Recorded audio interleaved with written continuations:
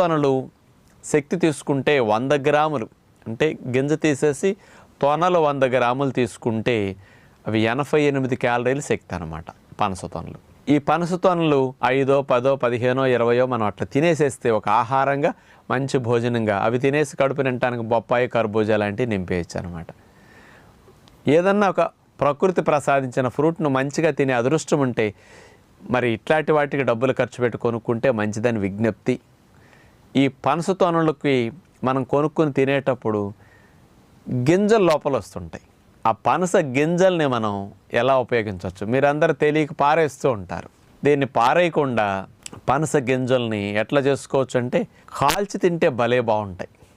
నుప్పుల్లో వేసి కాల్చుకోవటానికి అవకాశం ఉంటే చేసుకోవచ్చు. నుప్పుల్లో వేయకుండా కూడా ఇప్పుడు మనకి మందపాటి మూకుళ్ళు ఉంటాయి, పూర్వం రోజులు గుంట మూకుళ్ళు, అలాంటి వాటిలో పెట్టేసేసి మీరు పైన